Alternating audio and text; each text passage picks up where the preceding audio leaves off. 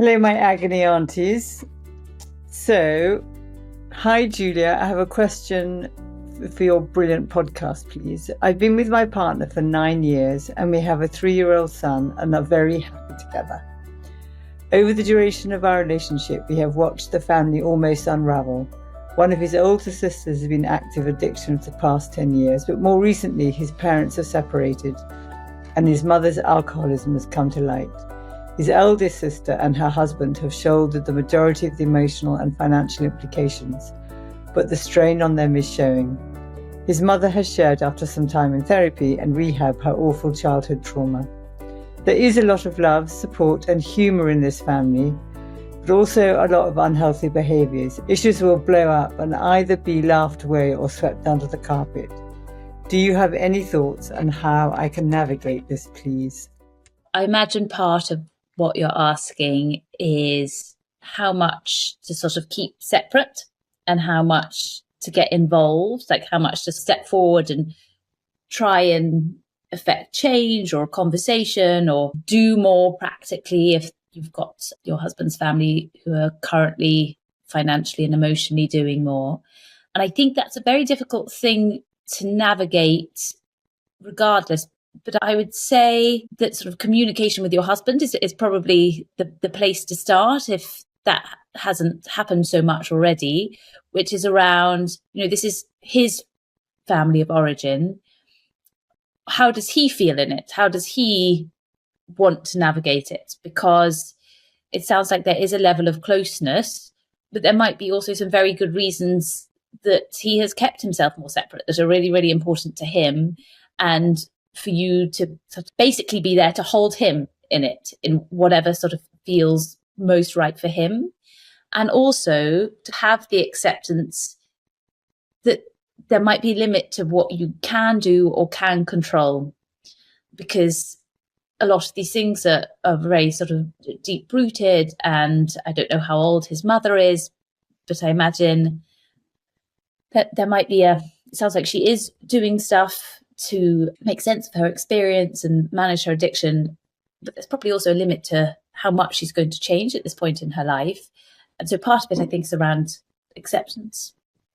Yes, and I really agree with all of that. It's that thing of like, what can I control and what can I not, and holding the boundary, which made sense to me because, it's sort of what we use in therapy as a therapist, isn't it? It's because I know it's for 50 minutes and once a week, then I can give a lot of myself within that time frame, and then I can also take care of myself.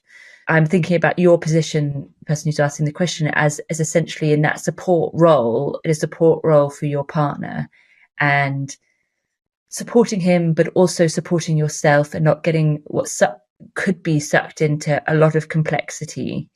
I'm also thinking about support for your husband. It sounds like therapy is something that the family is open to. Since the mother has had some.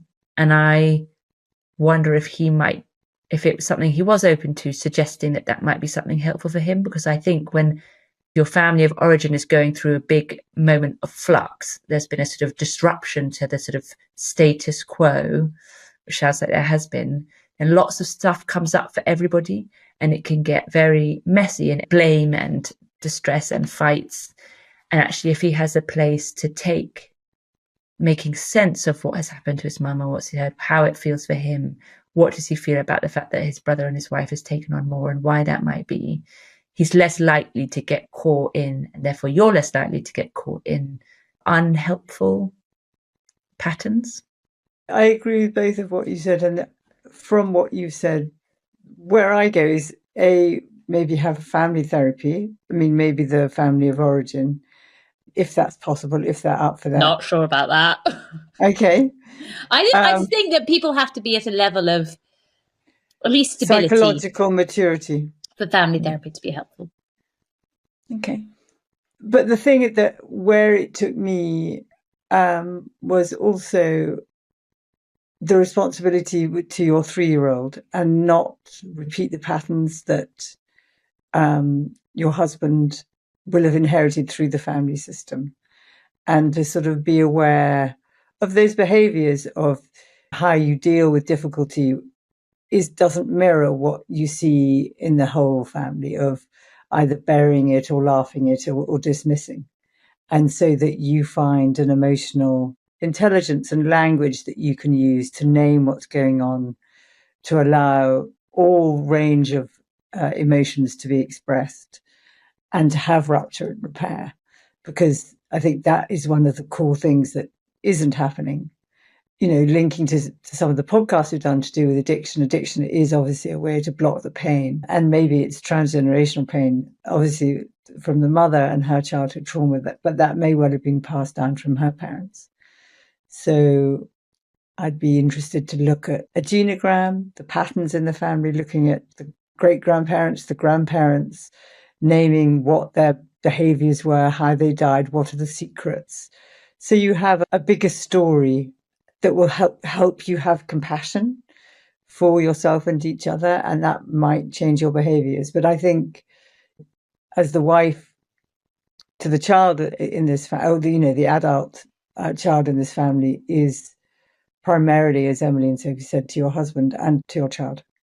I don't even know if I need to say this, so I don't know if it's helpful, but to let yourself know that it's legitimate to protect your family, your husband and your child, from his family of origin. That's not to malign his family of origin, but that distance and to protect them is a really legitimate part of what your role can be, of sort of keeping yourselves well and healthy, and kind of be a circuit breaker maybe in what has been a very difficult childhood for his mum and maybe for him as well. And his sibs.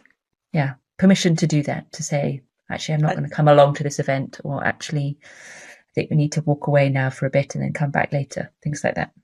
And boundaries, as you said at the beginning, is the way to do that. So thank you for your question. I hope this is helpful. I mean, there may be ideas in it that are useful, but do obviously reject any that don't fit for you.